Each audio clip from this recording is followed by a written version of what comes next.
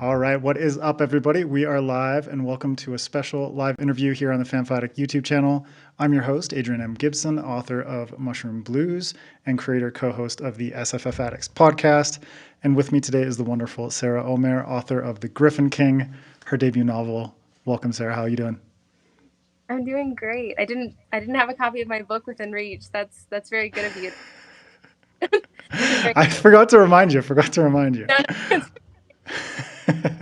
Well, The Gryphon King is your debut novel, and I'm really, really excited to talk about it. But first, if you can do a little introduction, just let everyone know a little bit about yourself and your book. well, I'm Sara Omer. I have written short stories and poetry that have appeared in places like Podcastle in the Dark. And I was previously an editor of different scientific and technical publications, and now I'm pursuing teaching. So I'll be teaching my first class by myself at a state college next month. So Nice. for life. And The Gryphon King is my debut adult dark fantasy novel with 10 books, and it just came out a little over a week ago. And I'm really excited to talk about it. Yeah, me too. Well, congratulations on the book, and also congratulations on just starting your own course is amazing. Um, I mean, how do you feel like doing one on your own, leading your own course, and having your own students? I'm super excited, a little bit nervous. The kids in the classes that they're not kids, the adults in the classes that I've been teaching with a mentor professor so far have been the best, which might have been a terrible introduction because, I think my expectations are really high now. um, and excited but otherwise I'm looking forward to it. We'll see. I think that first day is going to be the make or break, but I'm excited. No, you'll do fine. Don't worry. What's the topic of the course? It's writing, but not necessarily the fun kind of writing. It's an English so essay writing, general ed course. So it's gonna be a lot of students who maybe are a little reticent about writing, but they need to know how to write for their major. So, I mean, it's still um, very useful. yeah, It it's might not it's be it might not be the funnest form of writing, but not, it's still very useful. not the fun writing, but it can be. It can be. Yeah, So hopefully. you'll do great. Also, Katie is in the chat. So proud of you. I think that's Katie, that's K.E. Andrews. she's in Um, the group, and obviously she's Amazing. Katie's the best. All right. Well, I want to just get to know you a little bit more in terms of like what made you fall in love with books and reading in general, but also like since you wrote a fantasy book, like fantasy and speculative fiction. So when I was really little, my mom and my grandmother used to read stories to me every night before bed. And my dad was not as big of a reader, but he would tell stories with me. We would like kind of write stories together out loud. Storytelling, I guess, in a sense that's not necessarily writing. So we would have like an ongoing little saga of stories. So that was kind of storytelling in general, but as far as like I guess books on a bigger scale, my mom had an antique shop, and there was an independent bookstore really close by called the Pickle Patch, and they had a monthly contest where if you colored inside the lines the best, you could win a free book. So I think maybe my competitiveness made me more interested in reading because I had all these free books from coloring, um, and then kind of later.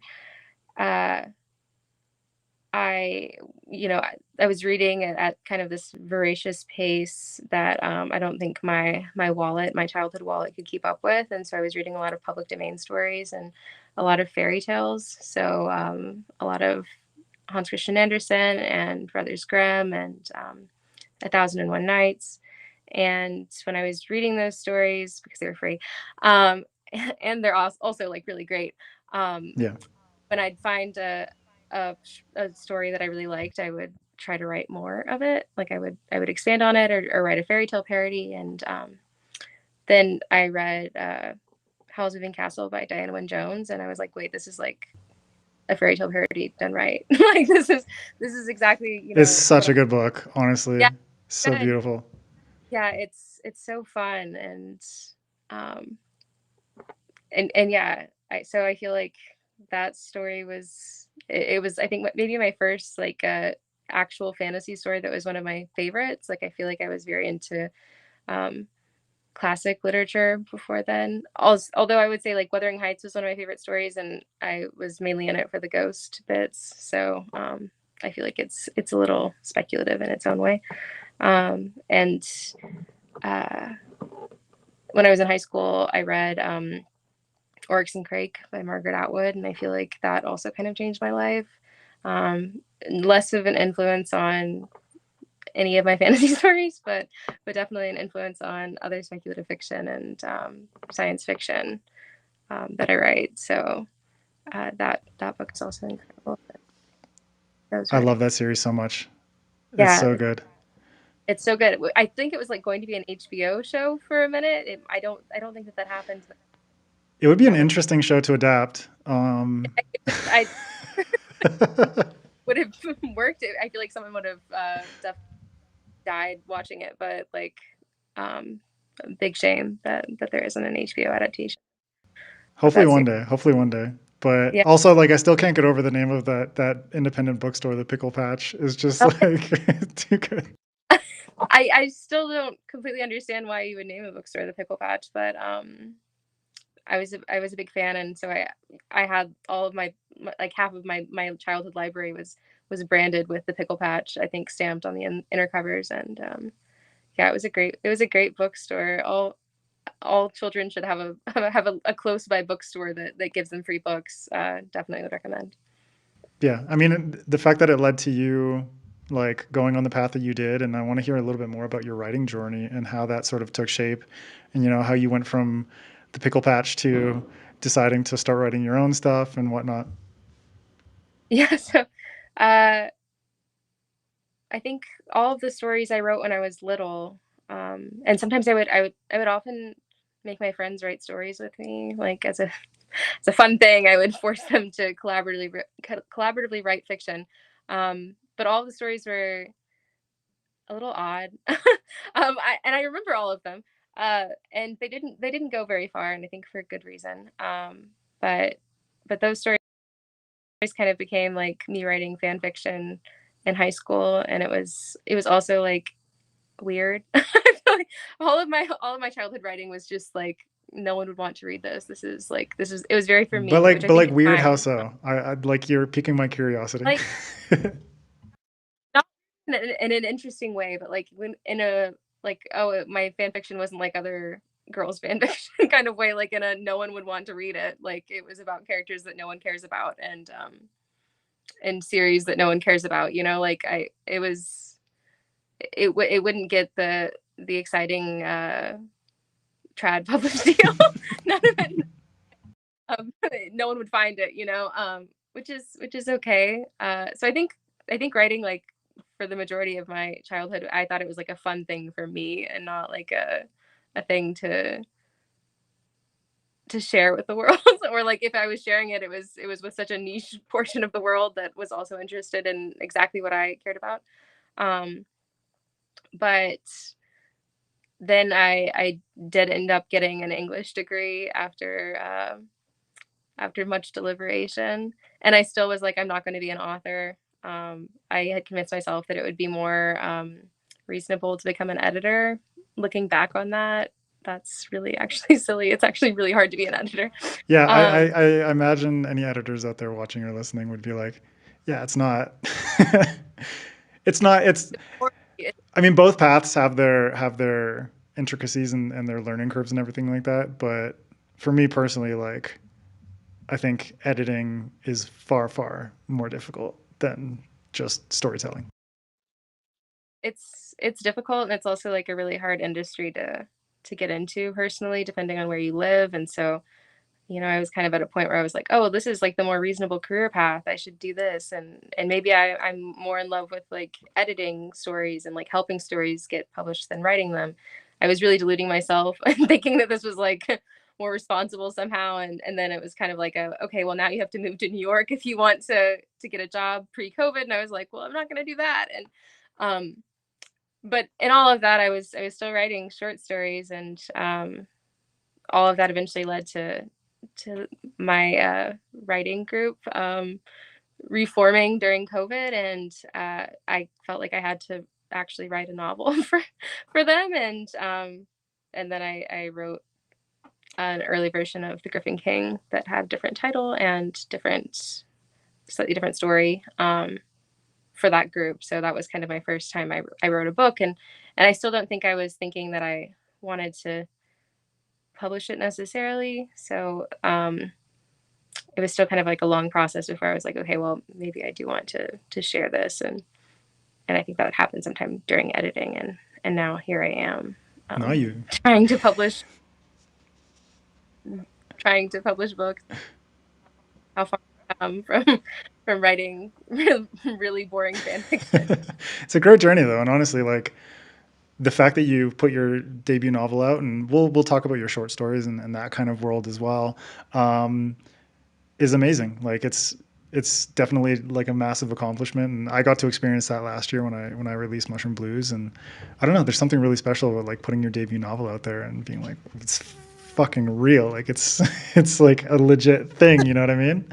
um I want to talk a little bit more about your editing though, just because you said you did like editing for technical and medical, sort of like technical editing for like medical and engineering publications. um so how did you end up in that? Because it's one thing to say like I want to get into editing, but then you went really niche with that. Um, how did that kind of influence your writing approach, your practice, sort of like um, your general outlook on the written word? So when I was still in school, I was interning in like much more creative editorial fields. So I was an editorial intern at a modern art magazine, which was a really weird experience. Very interesting, but definitely a little bit um, strange material I was working with. And I also interned at Peachtree Publishers, which now has the Peachtree Teen imprint, but back then didn't. And I was really convinced that I was going to maybe go to New York, but I was also like, I don't think I can like uproot my life. There wasn't a lot to uproot, but I still was like, I don't know. I don't know if I can do that. And so when I was I applying mean, to it is a jobs, big decision to decide like I'm just gonna, up and go to a really challenging city like New York, you know? yeah, hope that a publisher there will give me a job and that I can find six roommates. And I don't know, it's a lot of stress, I think. Much power to everyone who can do it, but I don't think I was built for that. So I ended up applying to just a lot of really broad editorial positions, and I got a position as kind of like a glorified secretary at a medical publishing journal, and then that turned into editing a few things for them, and then it turned into like an actual editing position. um, and that was a basic science journal, and then I kind of transitioned to their clinical science journal, which was more fun because it was like actual patients, and not rats, not poor unfortunate rats who are being experimented on. um, so I did that, and then I ended up uh, working at an engineering publication for a little bit, um, learning a lot about HVAC, and how did it affect how did it impact my writing. I feel like, you know being on the other side of that like editorial relationship is interesting. I don't like the being the person who has to write the queries and deal with the sensitivities of an author. um, I think it informs a lot of how you would interact later, even if it's totally different material, obviously. But the doctors and researchers and engineers who are writing that material, like, they care about it probably as much as I care about my fantasy monsters. Maybe a little bit less. I think I care about them a little bit more, but similarly, like, that kind of relationship. And so I feel like that hopefully informed how I responded to editor queries and how I interacted with editorial feedback, but also a little bit of like the medical publication world informed the magical disease in the Gryphon King, and I guess It's maybe called my if I remember correctly, it's called the vermal rot, right? yeah, yeah, and so I was just so deep in like clinical images of unfortunate diseases, and I guess I wanted to make my own, but I think that maybe like my approach to writing certain gore is kind of informed by some of the medical editing I've done, and I feel more informed to do research on different medical things because of that. But I've recently kind of tested my limits of what medical publications I can look at without getting entirely squeamish and feeling just like I need to close the browser. But yeah, so I would say maybe in that way that's informed. HVAC a little bit less. Making something a bit more steampunk, there could be more of that There you world. go. I've considered that too. Like, I'm not going to say I'm a terrible editor, but when I'm like looking, especially at like historical documents that we're editing, I'm thinking like, okay, well, how can you make a magic system out of this and it's like this is not what I should be doing right now. I promise I did my job as well, but I did think about that a little bit about the HVAC magic systems. I mean, I applaud you for making good use of your time. You know, it's like if you're dealing with HVAC manuals and technical stuff like that every day, like I would be thinking about magic systems too. So good that your mind went from like HVAC to like steampunk and you came up with something interesting about it. Honestly, um, when you're saying it like that back to me, I'm like, that was really boring, actually. It's interesting as well. There are definitely lots of interesting parts of it, maybe, but that could be the creative writer trying to cope. Yeah, you pick interesting things out of everything. And Katie just mentioning that Marie Lu wrote Sonic the Hedgehog fan fiction, and that was so inspiring to her. So yeah, fan fiction, I definitely agree. I think plays an important part in the writing process, and um, it's kind of like when we're growing up, I didn't write fan fiction. I wrote like fan comics. So kind of like combining art and story. And so I think like for every creative person early on, it's really inspiring to sort of like copy and rework the worlds that you love growing up. So for me, it's like writing and drawing like Dragon Ball Z and Pokemon fan comics and all that kind of stuff. Just really set me up for what I would eventually do later on in my life.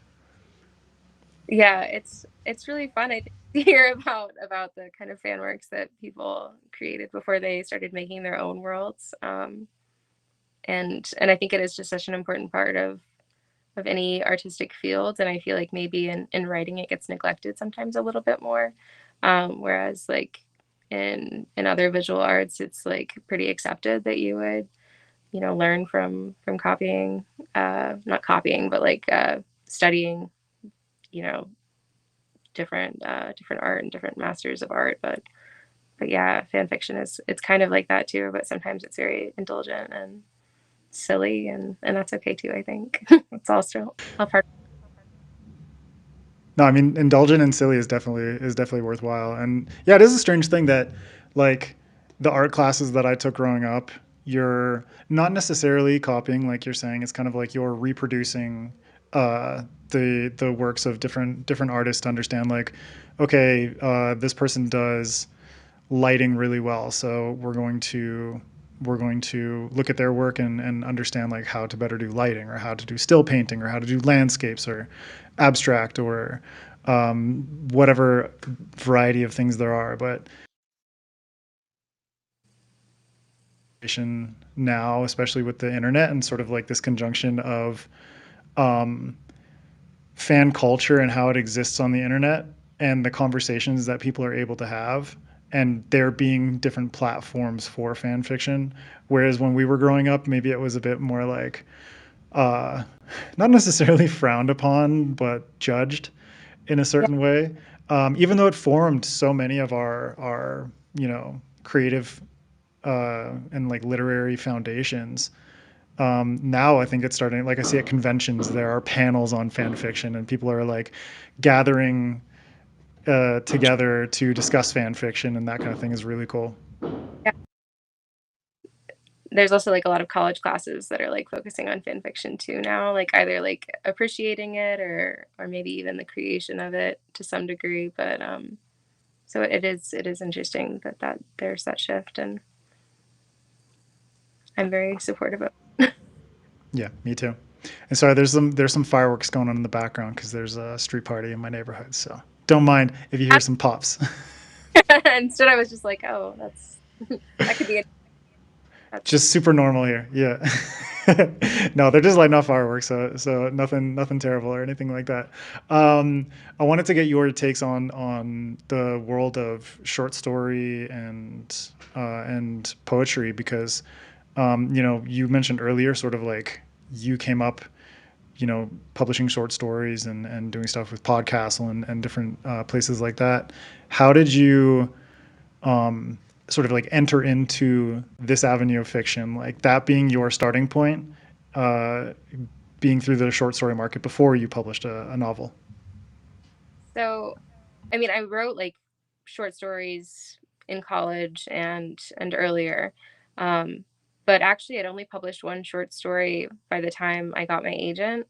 It was my like rejection therapy project to send out my short stories for publication while I was trying to find an agent and while I was on submission. And um, just because traditional publishing is so slow, it just so happens that a lot of those poems and short stories ended up being published before the book came out.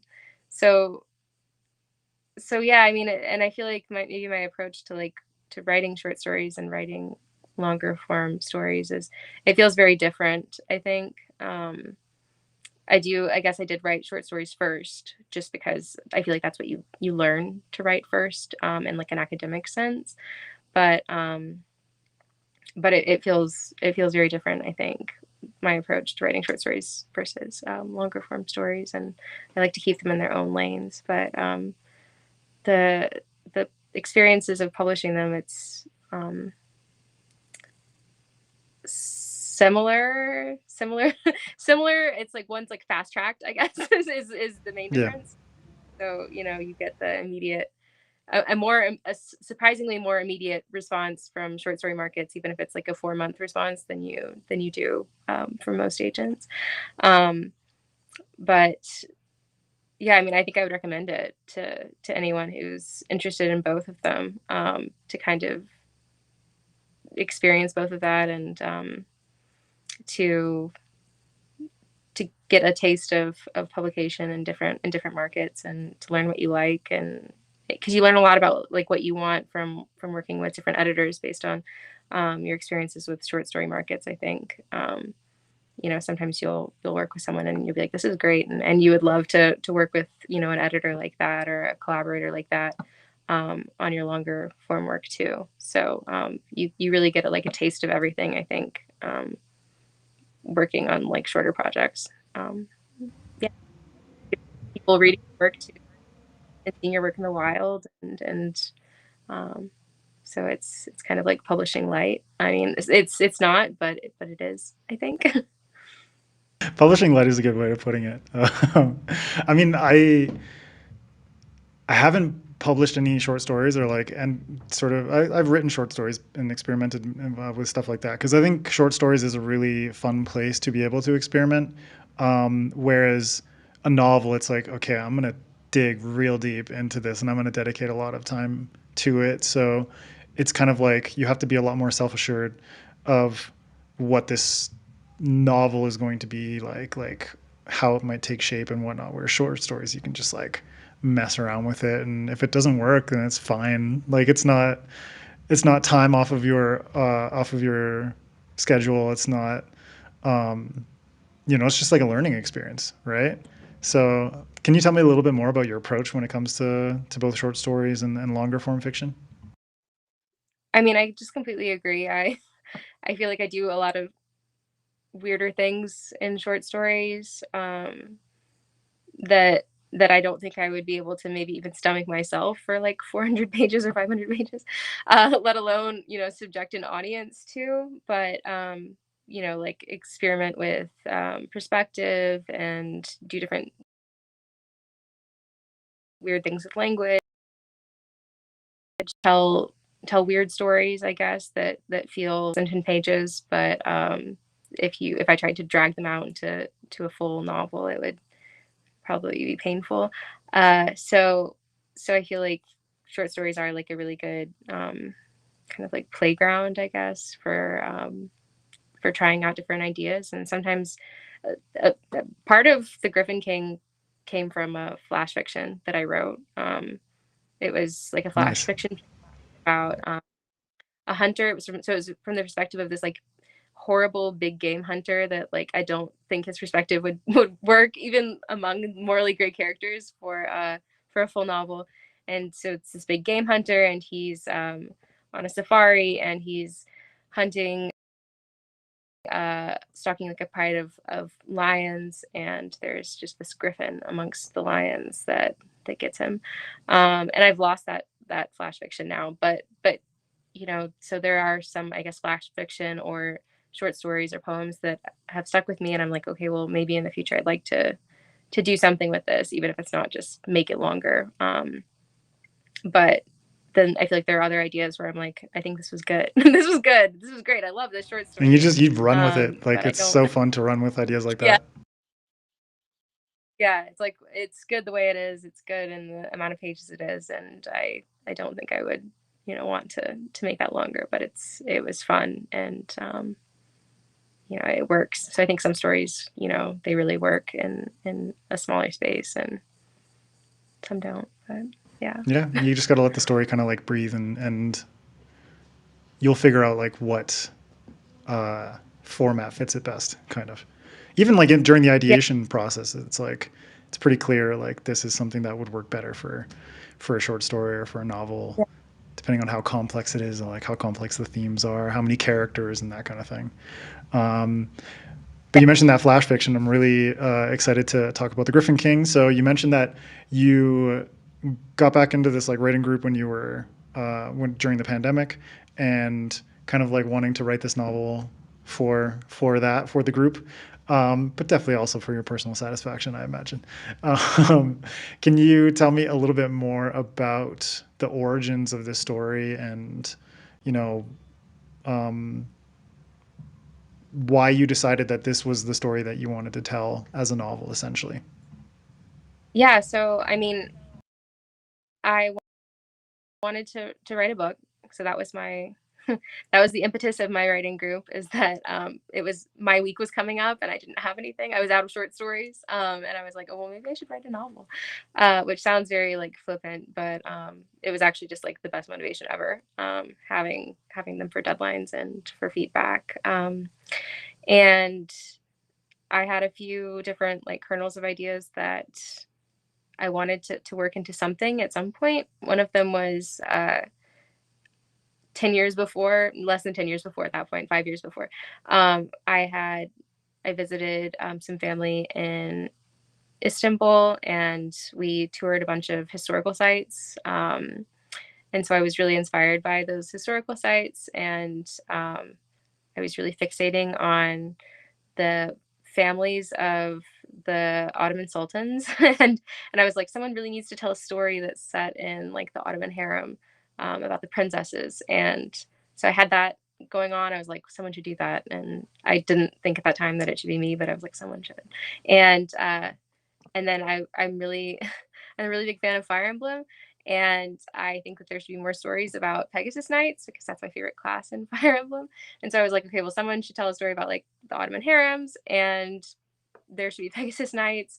And then I had that idea with my that flash fiction that I think I've lost now, and it all kind of just smushed together. And I don't know what the moment was where I was like, wait, the princesses could be on the Pegasuses, but that happened, and the story kind of developed from there. And I did eventually rewrite it entirely, but all of those initial bits that mattered definitely are still are still there. So the inspiration has stuck, I think, through all of the different versions of the story as other things have changed. Yeah, and I think that's the sign of a good story when it's like the bones, like the meat might not be working, but the bones are definitely like really solid and fit Yeah. really well together, and you can just, yeah, you can rewrite it and take those ideas and turn it into something really, really cool. And it's a fantastic debut. Just finished it a few days ago, so was really looking forward to reading it because my co-host and my best friend MJ Kuhn read the book for blurb and gave a blurb to the book, so she recommended it to me. But Blurb, that was, yeah. I think she in her blurb she compared it to Game of Thrones, and I was like, this is life-changing. Thank you. I don't think I told her that, but it really was. I was like, yes, I've been compared to George R. R. Martin. My life is made. But thank you, MJ. Thank you, MJ. Katie has a really good question here. Just before we dig deeper into the book, if you had to choose griffins or is it, I guess, like the plural of Pegasi? Is that multiple Pegasuses? I don't know. It's like octopus or octopi or yeah, octopuses. Anyways, which one would you choose, a griffin or a Pegasus? a Pegasus. I don't. I'm a cat person, but I'm aware that I would not be able to handle being around a big cat. I don't think like my own small cat is violent enough with me that I think I would just get maimed by a griffin. Also, when people ask like griffins or Pegasus, I don't know what that always means. Like sometimes it's like, do you want them as a pet? Do you want them as a companion in war? I've gotten that, and I'm like, okay, I well, mean, I mean, in the both of context of those. your book, would you want to go into battle with a Pegasus or a Griffin? Um, a Pegasus, I don't get me, um, but they're so they're so vicious because it's just it's like a war lion with wings. So I mean, I anyone who has one, I think they would probably win against me, but I still would just prefer the horse. The biting horse, I think, would be enough for me. I would still probably be struggling with that. So More tameable. yeah, not a lot, but maybe more manageable. Somewhat more manageable, yeah. I really love that you went to Turkey and visited with your family and explored different sites around the country because there's so much amazing sort of like folklore and sort of historical inspirations in this book, specifically from like Turkic and Kurdish history. But just in general, there's Central West Asia. You have like steppe influences and whatnot. So, how did you draw upon that heritage when creating this world? I mean, you obviously mentioned the Ottoman princesses, but what were some other things that you infused into it? Including mythology and folklore and that kind of stuff. Yeah, so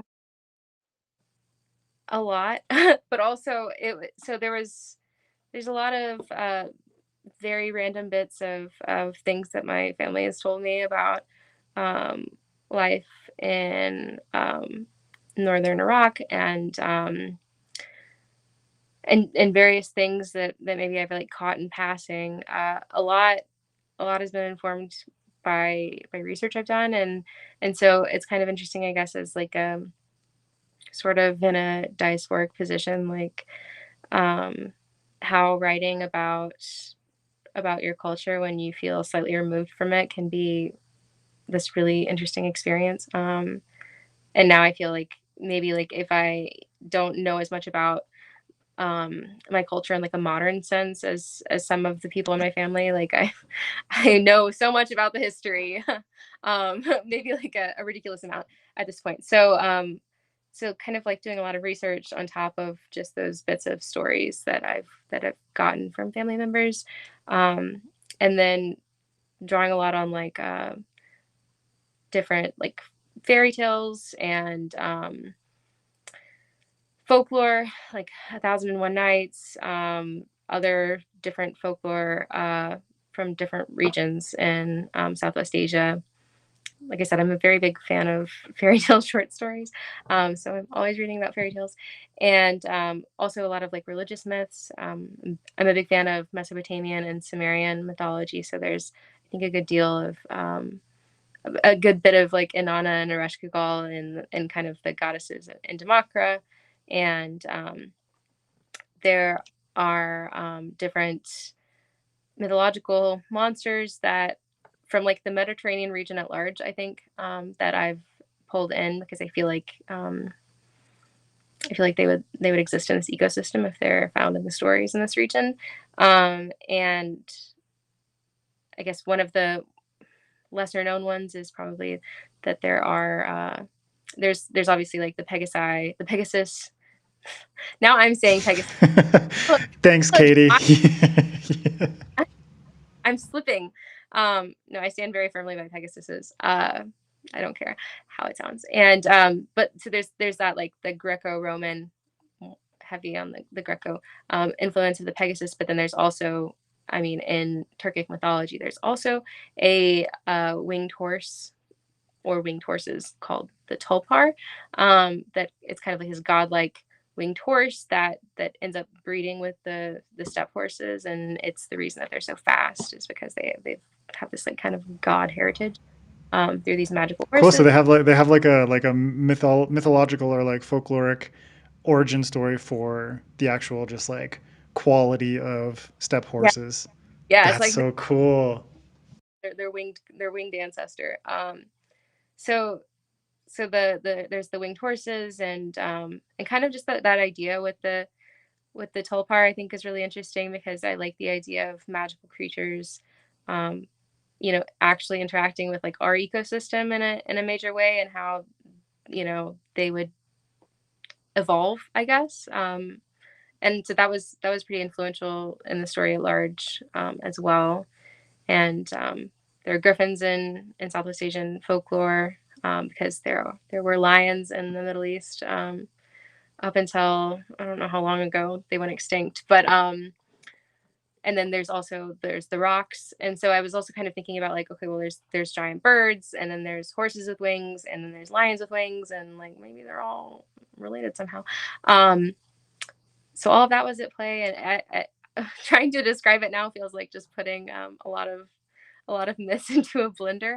Um, but I feel like that's kind of what happened. And I mean, it works in the context of the story. It's kind of like when I first started reading the book, I was talking to MJ about it, and it was like it felt like reading a mix of like uh, Genghis Khan biography, kind of like not like biography in terms of like it's boring or anything like that, or it's very dry or academic, but it's kind of like following the life of a figure such as Genghis Khan, but mixed in with kind of vibes of like Ken Liu's Dandelion Dynasty and throw in like a bunch of cool ass mythological monsters in there.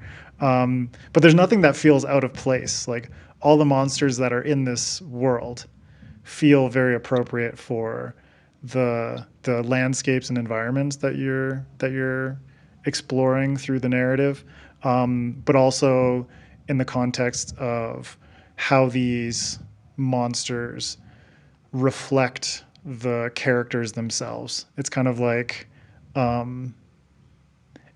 that exploration of like using monsters to reveal the monstrousness within human beings. yeah, And so like using griffins and using Pegasuses, whatever the hell. Thank you, Katie. Um, even if like she mentioned, what made you decide to make the Pegasuses carnivorous murder horses? You definitely elaborate a little bit and give your own spin on these monsters. But I thought like the pairing of the monsters with the environments and with the characters was perfect.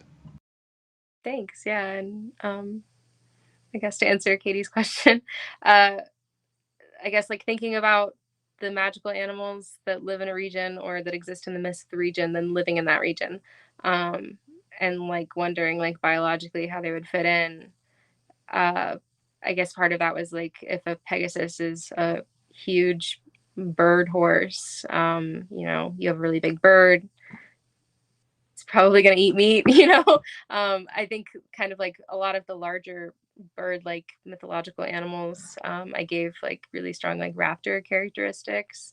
Um, Also kind of just judging from that, the history of Southwest Asia of having, a lot of falconers and eagle hunters on the steppe, because the Kazakhs are Turkic, and they're hunting with these big eagles, and that's such an interesting part of the culture in that area. And so I wanted the Pegasuses to kind of reflect those eagle-like characteristics as well. And then they became carnivorous, and then I had to steadily supply them with a lot of meat. So that's how that happened. But yeah, so I guess some of it was kind of just trying to maybe logically work in the details in ways that would feel like they're not out of place, and so that kind of ended up making some details a little bit more dark, like the Pegasuses in particular, I guess. Yeah, but the darkness is part of the book that I like, is kind of like showing multiple sides of people, and showing like the darkness, and also showing how certain characters can bring about more, not necessarily like optimism, but just kind of a little bit more hopeful about how events can unfold. But the reason that works so well is because you do have multiple POVs. So you have Batar, who's the sort of the main character, the more like Genghis Khan type character. But then you also have Nora, who's like you mentioned earlier, like the influence from the Ottoman princesses, and she's basically one of these badass princesses who rides a Pegasus and wields a badass weapon that felt very anime. Honestly, like these Pegasus riding princesses, it was like I had so many like so much anime imagery in my head. It was great. But tell me about these two main characters, Batara and Nora, and how you kind of went about crafting them and their complexities, and why they were kind of like the ideal POVs to carry throughout the story. Yeah, so when the story first existed, it had 6 POVs, I think, something like 6, and Nora and Batar were just 2 of the crowd, and it felt, I don't know, maybe unwieldy for me at the time. I guess it was like I think writing my first novel, I wasn't the person to write my first novel and for it to be 6 POVs. Um, some people I think can do it and they do it great. And maybe I'll get to that point at some point, but I think I ended up really liking the closer emphasis on just the 2 perspectives. So when I ended up thinking like, well, which characters would I want to focus on if I rewrote this, because I think I knew that was one of the holdups I had with the story in its first form. And um, I felt like Batar and Nora were those characters that the story would be most interesting from the perspective of. So I don't know if they were necessarily my favorites of the 6 lineup. I don't.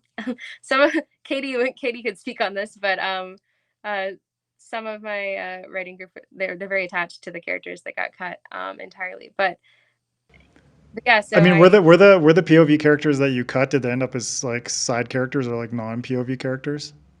some of them Or did did. you? Some Okay. of them were cannibalized for the story. Poor Uh, characters.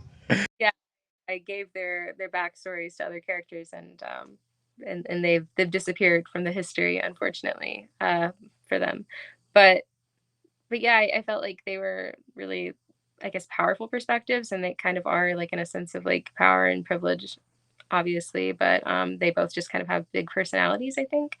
Um, and to try to make them more relatable in general, I gave them a lot of characteristics of myself. I don't know if you can also speak on that, um, but yeah, so I tried to make them relatable, even though they have these like big personalities, and in a lot of ways they're like very unrelatable people, and and yeah, the story, I think it felt like they would be the ones to tell it. I think, even if someone has mentioned that like sometimes the story feels like it's about a different character, like, and that they're kind of experiencing it, but but maybe neither one of them is the protagonist. I thought that take was really interesting. Yeah, so I think I've lost track of the question now. But No, you definitely answered it. I mean, like their personalities fit for the purposes of the story because going into it, I wasn't really sure. Like, okay, at the beginning, it's like we're following along early on in Batar's life, and then Nora's introduced partway in, and ultimately, it's like this story of colonialism and imperialism. This one kingdom conquering multiple other kingdoms and kind of like subsuming them into a larger kingdom, much like Genghis Khan. I think that's where the Genghis Khan kind of comparison came so strongly in my head. But the fact is, like, these two characters come from such different societies, and their families and their upbringings are so different, that I thought it was a really nice contrast throughout the book. The ability to have, like, Nora is a female who grew up in basically like court, and understands like the politics and of her kingdom. And Batar is kind of like, he kind of came from nothing, but rose up and up and up and up to start conquering huge swaths of land and multiple kingdoms. So how did you kind of approach these two characters to really convey that cultural and societal difference, while also tackling something as complicated as, I mean, I did the same thing with my book, is like talking about colonialism is not an easy thing, especially when you're doing it through the lens of sort of like unlikable characters and challenging characters. So how did you balance that and kind of approach those themes? yeah, I think that it's I was gonna say, like, same, it's hard. um and that especially, like, I think, if one of the characters was maybe more of an underdog, that it might be easier, and that both of the characters are just so so privileged, and they both like, Nora's kingdom, I think it has this like strong imperial background, and that there's a lot of like underpinnings of the ways in which this country is exploiting other countries around it, and she's sort of like oblivious to that. And then Batar, I think he's very aware of his imperialism, and so if there was maybe like an underdog that's just the pure victim of colonialism, that would maybe make the themes a little bit easier to convey. But I think that it still works, to convey kind of the problems with empire and the problems with colonialism and the problems with war, when both characters are not necessarily the victim, I guess, of that. Uh, yes, and that that kind of the differences in their cultures is interesting because, you mentioned like a Genghis Khan, and Genghis Khan and the Makings of the Modern World, I think, is the biography that I was obsessed with, um, and that was definitely an influence. But then also the Turkic people, also on the steppe, like, are cultural cousins of the Mongols, and then the Ottoman Empire, um, was originally a Turkic tribe, but like when you compare, the nomadic living to the Ottoman Empire, it's like, well, this is like night and day. Um, and there's just these like small nods in like the Ottoman history, that kind of connect it back to its origins as also this nomadic people. And so I feel like there are, as neighbors, the Nora and Batar kind of are like neighboring cultures, and there are these like small similarities, but then there's also just these stark differences, and that, they they just feel animosity towards each other on this like this deep level that begins, I think, before the story starts, before there's even like a reason to dislike each other. And it makes it, I guess it creates like innate tension. So in that way it's kind of easy to work with, maybe, and then it kind of everything kind of builds from that, maybe. Yeah, and that tension really carries through the story. But then, like you were saying, like them not being the victims, the fact that you have this large supporting cast of characters, many of whom are direct victims of all of this conquest, all of this imperialism. Whether it's like a character who's, basically like from a conquered land and ends up essentially being like a slave servant type thing for the kingdom, and the result of that is a lot more nuance. So you are able to have the tension of Nora and Batar in comparison, but you have the larger side cast of characters who are able to infuse more nuance into those main POV characters while also revealing a lot of really cool stuff about themselves, right? So how did you approach that cast of characters, both as characters on their own, but also as foils for Batar and Nora? Yeah, I mean, some of those characters, like I said, in their the most nascent form of the story, had their own perspectives, and I thought that Nora and Batar's as like lenses to view those characters was sometimes more I guess interesting and maybe evocative than like actually being inside their heads. And so I feel like a lot of the Gryphon King was me thinking of like, well, how would these two view these characters, and how can the audience still maybe sometimes even gain more insight into the characters than the Nora and Batar are getting through their perspectives. So that was what I was trying to do with those characters, and I think sometimes that's clearer than others maybe.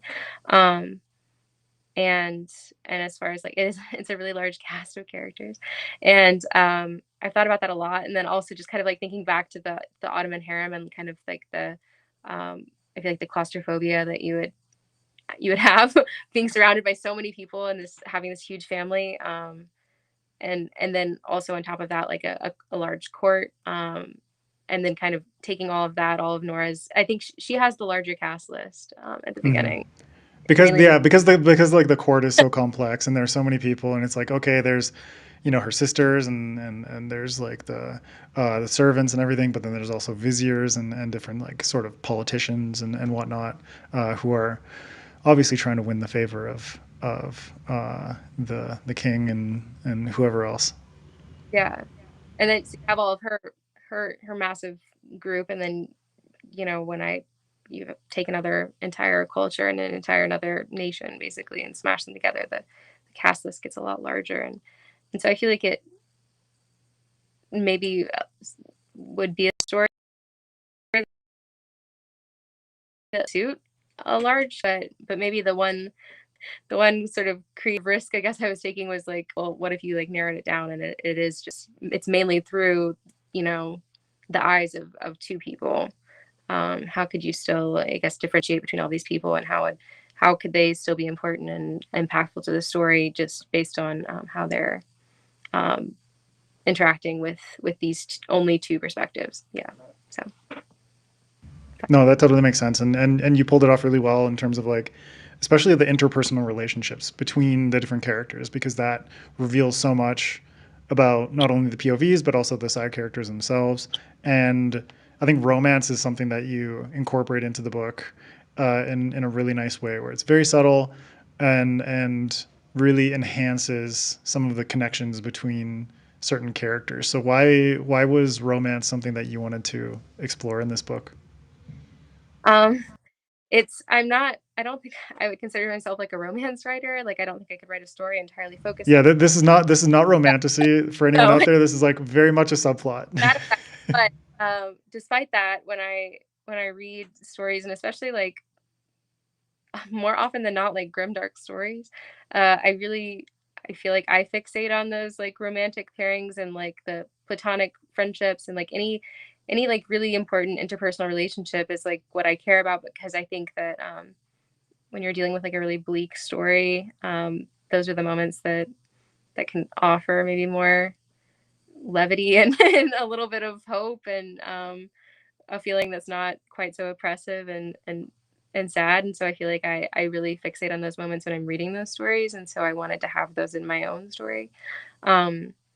and maybe make them a little bit more, it's a subplot, but like maybe more important than they sometimes are in grimdark stories. And so I tried to bring those a little bit more to the forefront, I think, because that's what I liked.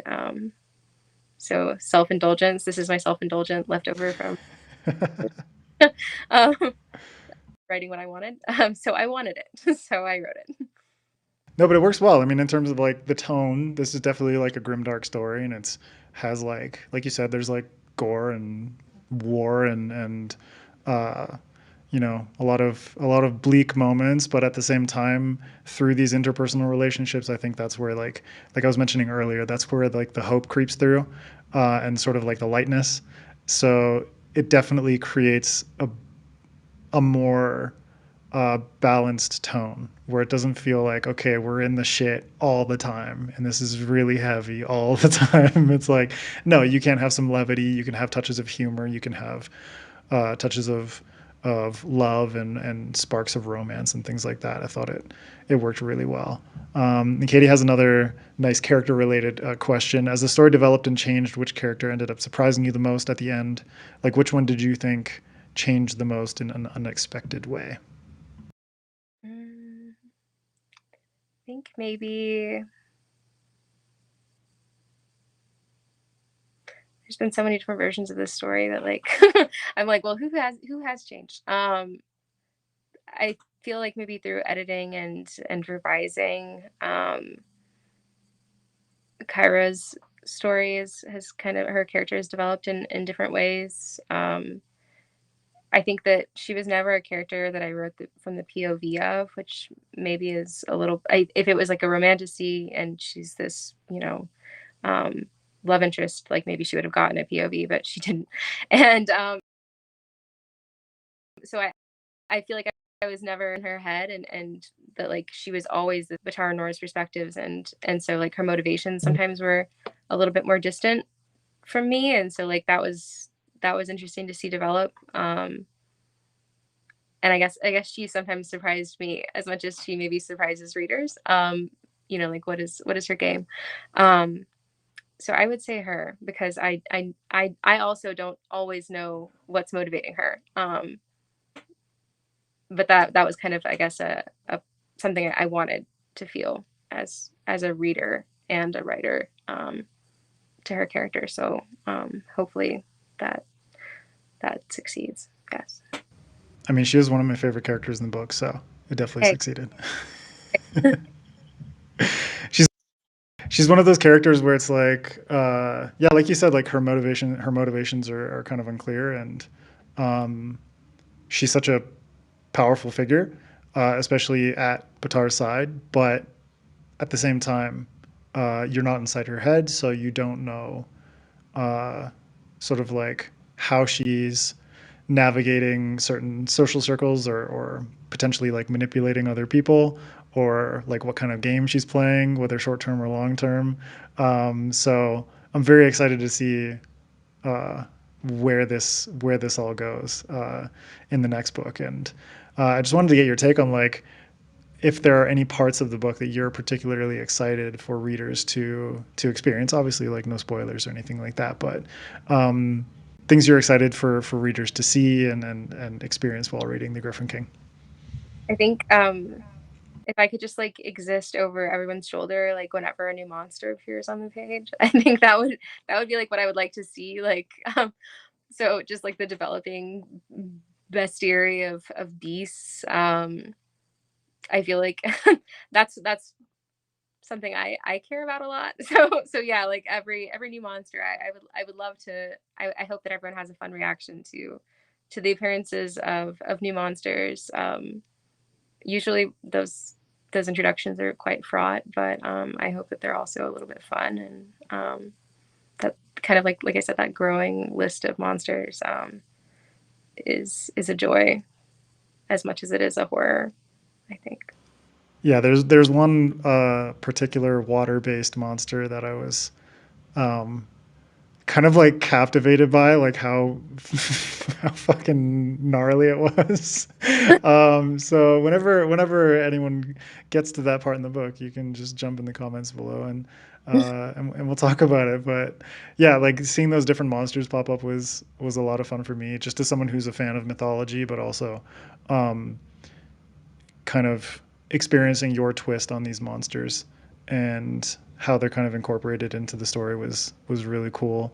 And just to wind down, I wanted to get your thoughts on something that's really personal to me because like I debuted last year and this is your first novel. So how you feel having published your debut novel, sort of like the debut experience and that kind of thing, and working with Titan, your publisher, and sort of like big challenges or really bright moments that you've had. I mean, it's been great. I'm disassociating right now. I'm doing great. It's been wonderful, and really there hasn't been like, I mean, I should probably not say that, but there hasn't been like a lot of horrible challenges so far. Um, there's been a lot more bright moments, I think. I think some of like other writers and readers like reading your book is every single time is like a bright moment. Um, all of the authors that blurbed my book were incredible, and that was a really surreal moment early on in publication, and now like still seeing authors like pick it up, it feels like such an honor.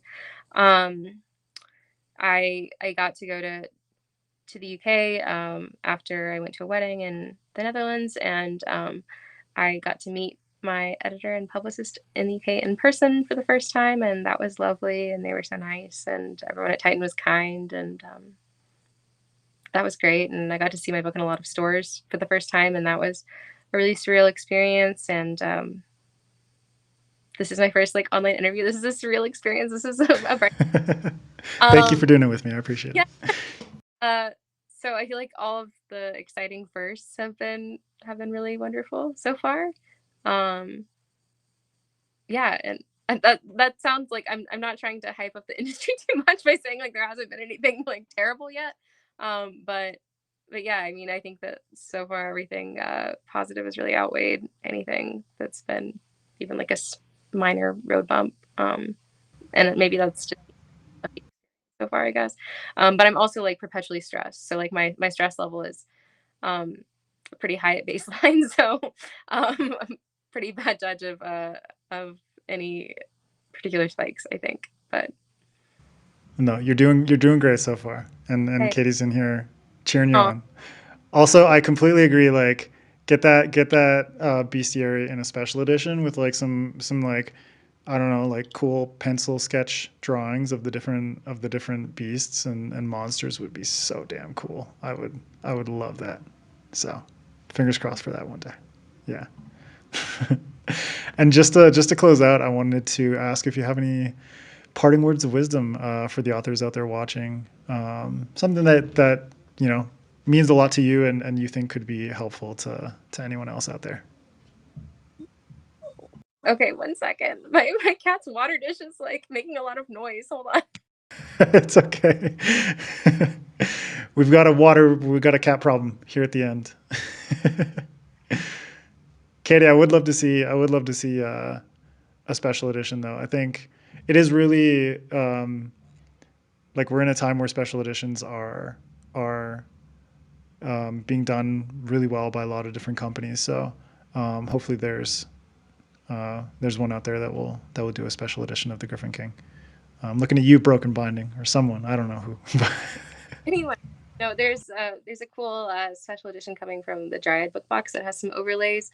Um, I can't spoil them and say what they are, but so that's also a highlight. I don't know why I didn't mention that among my highlights. There's like I said, there's just been too many, but It's all good.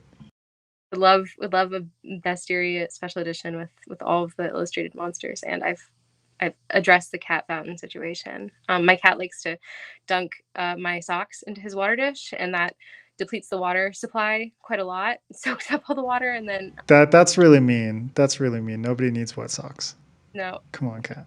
his eyes light up when he sees a pair of socks. Like it's actually kind of sweet. But he really needs to stop that. Anyway, words of wisdom. Uh, No, no, I feel like I would like words of wisdom.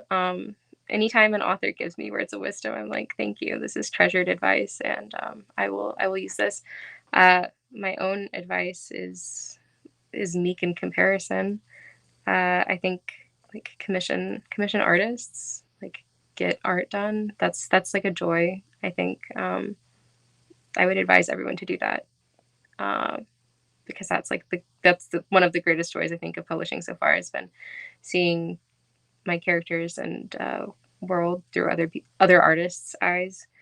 What else is advice? Get yourself a Katie, and the rest of my critique of is also awesome. But like have people to like celebrate with, especially other writers, and then also to complain to when you get to those negative things, because I feel like my critique group could be like, what are you talking about? Like everything's been like rainbows and sunshine, like you're constantly complaining to us. But having like a support group to share all of that with is really important, and it saves you from uh, posting it all on Twitter or something. And and it's good, I think, for your mental health as well. So I would advise that. Make art, get art, and complain. Find yourself a Katie. Yeah.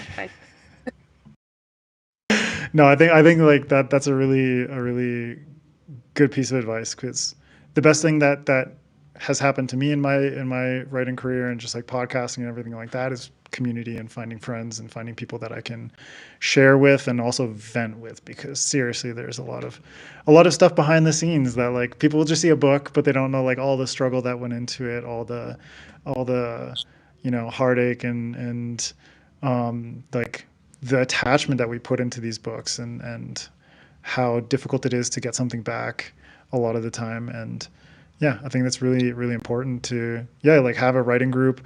I had a writing group for a while where it was like we were sharing our work and stuff like that, but now I just have a writing support group where me and a few friends, like we just meet up every 2 weeks and just like chat about like how we're doing and vent if we need to, and share our accomplishments but also our challenges, and then basically say like, this is the stuff that I've done in the last 2 weeks and this is what I want to accomplish in the next 2 weeks. So it's really helpful to have people that you can share that kind of stuff with. Yeah. Yeah, accountability friends are the best, and they're so important, and I wouldn't get about them. I'll be quite honest. Yeah, I'm right there with you. And Sarah, honestly, thank you so much for chatting with me today. I'm really glad that we were able to do this. I know we've been planning it for a little while and everything, but it's been so wonderful to finally get the chance to do this. And if you want to just let everyone know where they can find you online, and you know, go buy the Gryphon King. It's out now. Wherever fine books are sold. Yeah. I'm online on most social media websites that exist, posting sporadically, and my username is, I think, almost always Omer Sarah E, which is just because I think I was struggling to get. Everyone else stole Sara Omer. Surprisingly, there are apparently a lot of us in the world, and that was a combination that no one wanted. So I like it being the same everywhere. So I think TikTok. You claimed it across the board. Yeah, Instagram, Blue Sky, Threads. I don't know. There are probably other ones. Twitter, because I still linger there, and yeah, it should be the same everywhere. And my website is something else. I don't know. It's Sarah.Omer. I don't know. It's in the linked in the bios of all of my other social media. Yeah, it's in the description below, so don't you worry. And people should actually subscribe to my newsletter, because I interviewed you in my newsletter, and yeah, you did. Thank you for doing that again.